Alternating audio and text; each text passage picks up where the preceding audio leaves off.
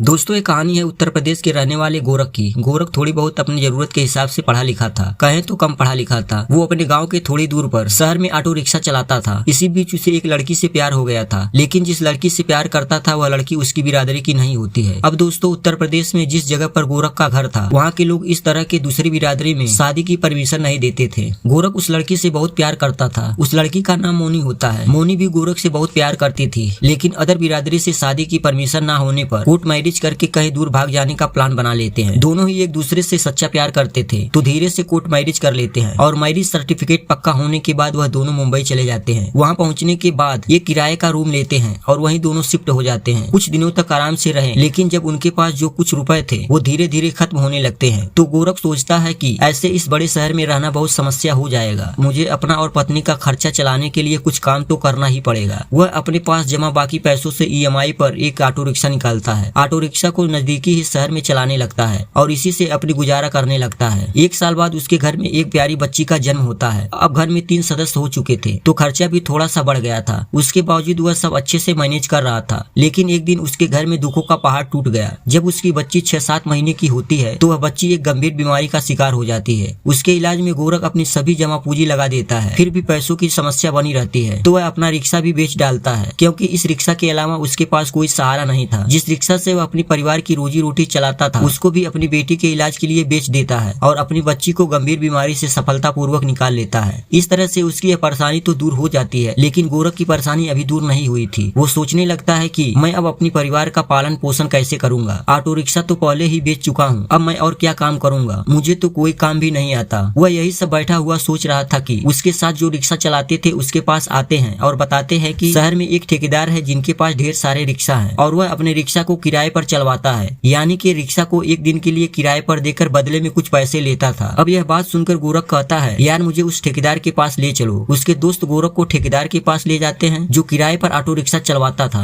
वहाँ जाकर बात होती है कि रिक्शा चलाने के लिए मिल जाएगी, लेकिन रिक्शा का एक दिन का किराया 300-400 रुपए होगा जो तुम्हें हर हाल में देना ही होगा। आप चाहे तो इसे चलाओ या नहीं, ऊपर से जितनी भी कमाई होगी वह तुम्हारी होगी। गोरख उस रिक्शा को चलाने लगता है। धीरे धीरे वह हंसी खुशी अपने किराए के घर में रहने लगते हैं। अब उसकी बेटी भी बड़ी हो जाती है तो गोरख उसका एडमिशन एक साधारण से स्कूल में करा देता है। बेटी भी पढ़ने के लिए जाने लगती है तो उसका खर्चा पहले से भी बढ़ जाता है। तो गोरख अब और भी ज्यादा मेहनत करने लगा। रिक्शा को 12 घंटे चलाने के बजाय 15-16 घंटे चलाने लगा। कड़ी मेहनत करके वह अपनी परेशानियों से हार नहीं मानता और ऐसे ही एक दिन जब वह रिक्शा चला करके अपने घर लौट रहा था तो उसकी पत्नी का फोन आता है। वह कहती है कि घर का राशन खत्म हो गया है, आप आते वक्त राशन और सब्जियां लेते आना। तो वह मार्केट से राशन का सामान और सब्जियां खरीदता है और राशन को जब अपने रिक्शा में रखने लगता है तो उसकी नजर सीट के नीचे रखे एक बैग पर पड़ती है। वह बैग को देखकर अचंभित रह जाता है। फिर बैग को उठाता है, खोलकर देखता है तो उस बैग के अंदर सोने चांदी से बने कीमती गहने थे। उन्हें देखकर ही लग रहा था कि इनकी कीमत करीब 8 लाख से ज्यादा रुपए की है। अब बैग को लेकर गोरख बहुत ज्यादा परेशान हो जाता है। शाम हो चुकी थी, उसे वापस घर भी लौटना था और यह बैग उसके ऑटो रिक्शा में पड़ा हुआ था। वह सोचने लगता है कि आखिर बैग किसका हो सकता है, क्योंकि उसको दिन भर में न जाने कितनी ही सवारियों को उठाया और बैठाया था, उसमें से न जाने कौन रखकर भूल गया। लेकिन इधर जिसका बैग होता है वह एक खानदानी रईस महिला होती है जिसका नाम पुनीता होता है। पुनीता के पति बहुत बड़े बिजनेसमैन है, पैसे की उनके पास कोई कमी नहीं है। आज पुनीता सुबह सुबह अपने ड्राइवर के साथ मार्केट गई थी। उन्हें ज्वेलरी खरीदनी थी क्योंकि उन्हें आज शाम में ही अपनी भतीजी की शादी में जाना था। अब मार्केट में शॉपिंग करने के बाद जब वह वापस कार में आकर बैठती है और ड्राइवर से कहती है कि चलो ड्राइवर अब जल्दी से घर चलो, तो ड्राइवर जैसे ही गाड़ी चालू करता तो गाड़ी स्टार्ट नहीं होती। अब गाड़ी स्टार्ट नहीं हो रही थी तो यह सब देखकर पुनीता मैडम बहुत ज्यादा गुस्सा हो जाती हैं, क्योंकि उन्हें शाम को जल्दी में जाना था। अपनी जरूरत के हिसाब से उन्होंने सारी शॉपिंग कर ली थी, लेकिन घर पहुंचकर और भी तैयारियां देखनी थी। अब पुनीता मैडम ड्राइवर से कहती है कि तुम ऐसा करो, मुझे किसी रिक्शा में बैठा दो और यह गाड़ी मैकेनिकल को दिखाकर ठीक करा कर आओ। इसके बाद ड्राइवर पुनीता मैडम को ऑटो रिक्शा में बैठा देता। ऑटो में बैठाने के बाद अपने बैग को अपनी सीट के नीचे रख देती है, क्योंकि उन्हें ऑटो में बैठने में परेशानी महसूस हो रही थी। वह बड़े लोग थे इसीलिए रिक्शा की आदत नहीं थी। घर पर पहुंचने के बाद वह जल्दी जल्दी में सिर्फ अपना हैंड बैग लेकर घर के अंदर चली जाती हैं और उस बैग को वहीं भूल जाती हैं। घर पहुंचकर वह जल्दी जल्दी तैयार होती हैं और अपनी भतीजी की शादी को अटेंड करने के लिए उन ज्वेलरी को देखती हैं तो उन्हें ज्वेलरी कहीं नहीं दिखाई देती। वह हैरान रह जाती है कि आखिर जो मेरी ज्वेलरी कहाँ गई। पहले तो वह सोचती है कि शायद सुनार की दुकान पर रखी रह गई है जहाँ से मैंने उसको खरीदा था। इतनी देर में ही उनका ड्राइवर भी गाड़ी को ठीक कराकर आ गया था। वो ड्राइवर को फिर से लेकर उस सुनार की दुकान पर पहुंचती है और पता निकलवाती है, CCTV वीडियो को चेक कराती है तो पता चलता है कि जब वह यहाँ से निकली थी तो ज्वेलरी का बैग उनके हाथ में ही था। अब वो सोचती है कि शायद मैं बैग को ऑटो में रखकर ही भूल गई थी। अब वो स्टैंड पर पहुंचते हैं और सभी से पूछती है, लेकिन ऑटो वाला का कोई सुराग नहीं मिल पाता। इस सब के बाद सुनीता मैडम की टेंशन थोड़ा और बढ़ जाती है और अब वह पास के ही एक पुलिस स्टेशन में पहुंच जाती हैं और अपने बैग के गुमशुदगी की रिपोर्ट दर्ज करा देती हैं। लेकिन 1-2 घंटे की जांच पड़ताल के बाद भी किसी का कोई सुराग नहीं पता चलता। इसके बाद वह निराश होकर अपने घर लौट जाती हैं और बहुत ही गहरी सोच में गुम हो जाती हैं। वो सोचने लगती है कि अगर वह ज्वेलरी का बैग टाइम से न मिला तो मैं अपनी भतीजी को क्या दूंगा। दरअसल उन्होंने अपनी भतीजी को गिफ्ट देने के लिए ज्वेलरी खरीद देती है। पैसों की तो कोई चिंता नहीं थी, लेकिन उन ज्वेलरी को उन्होंने खास तौर से ऑर्डर करके बनाया था, जो कि अब दोबारा खरीदने के लिए कई दिनों का इंतजार करना पड़ेगा और गिफ्ट आज शाम को ही देना था। इस बात को लेकर वह बहुत ज्यादा परेशान हो रही थी कि तभी अचानक उनके घर के बाहर दरवाजे की घंटी बजती है। पुनीता मैडम बाहर जाती हैं और दरवाजा खोलती है तो देखती है कि वही ऑटो ड्राइवर उसके दरवाजे पर खड़ा था।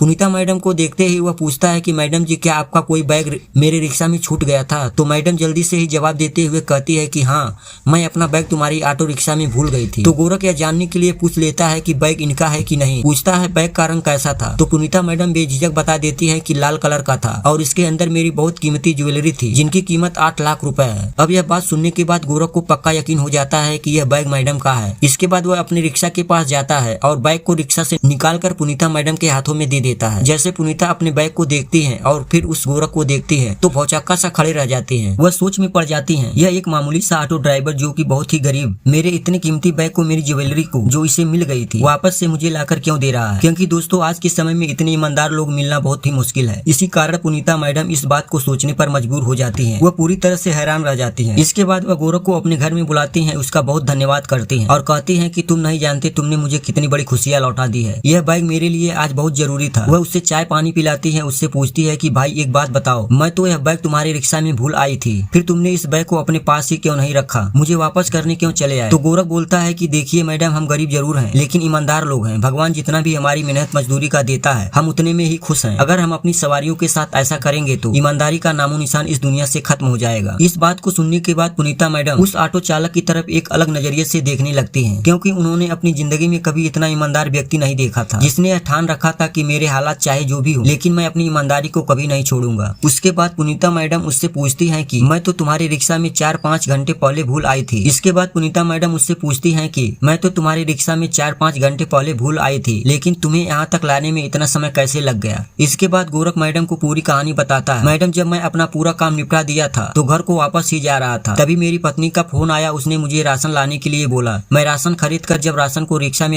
रिक्शा में रखने जा रहा था तो मेरी नजर इस बैग पर पड़ी जो सीट के नीचे रखा हुआ था। इसके बाद मैं बहुत ही सोच विचार करने लगा कि आखिर ये किसका हो सकता है। इसके बाद मुझे जिन जिन ग्राहकों के एड्रेस मालूम थे उन सभी के घर गया और बैग के बारे में पता किया तो कुछ लोगों ने तो बैग का नाम सुनते ही हाँ कर दी कि हमारा बैग है। लेकिन उसके बाद जब मैंने बैग का रंग पता किया और पूछा कि उस बैग के अंदर क्या क्या सामान था तो किसी ने कुछ और बताया और किसी ने कुछ और, क्योंकि वह सभी लालची लोग थे। मैं इन्हीं 2 बातों से पता लगा लिया था कि ये लोग बैग को हड़पने के लिए झूठ बोल रहे हैं। लेकिन जब मैंने यही सवाल आपसे पूछा तो आपने बिल्कुल सही जवाब दे दिया, क्योंकि सच्ची में यह बैग आपका था। मुझे भी कंफर्म हो गया, मैंने बैग को आपको वापस लौटा दिया। अब गोरख की सभी बातों को सुनकर कहती है कि मैं आपकी कुछ मदद करना चाहती हूँ, आप मुझे अपना नाम और नंबर एड्रेस बता दीजिए। उसके बाद गोरख अपना नंबर और एड्रेस को बता देता है और कहता है कि मैडम जी, आपको हमारे लिए कुछ करने की जरूरत नहीं है, हम जैसे भी हैं बढ़िया है, भगवान ने मुझे इतना दे रखा है जिससे हमारा गुजारा चल रहा है। इतना कहकर गोरख वहाँ से चला जाता है। इसके बाद पुनीता को भी लेट हो रहा था, वह अपनी भतीजी की शादी में जाने के लिए तैयार बैठी हुई थी। वह झटपट से खड़ी होती है और अपने ड्राइवर को लेकर तुरंत अपनी भतीजी की शादी को अटेंड करने के लिए चली जाती है। वहाँ पहुँचने के बाद वह शादी को अटेंड करती है और वह ज्वेलरी भी अपनी भतीजी को गिफ्ट कर देती है। उसके बाद वहाँ से आती है, फिर गोरख के घर जाती है, उसकी गरीबी को देखती है, उसकी घर की परिस्थिति को जानती है और उसे एक अच्छा सा ऑटो रिक्शा निकलवा कर देती है और उसकी बच्ची को पढ़ने के लिए अपनी तरफ से स्कूल में एडमिशन करवाती है। मतलब उसकी गरीबी को हर तरह से दूर करके उसकी मदद करके जिससे वह अपनी जिंदगी खुशहाल पूर्वक जी सके, मदद करती है और वह भी अपनी ईमानदारी के बल पर अपने परिवार के साथ अपना जीवन खुशहाल से जीने लगा।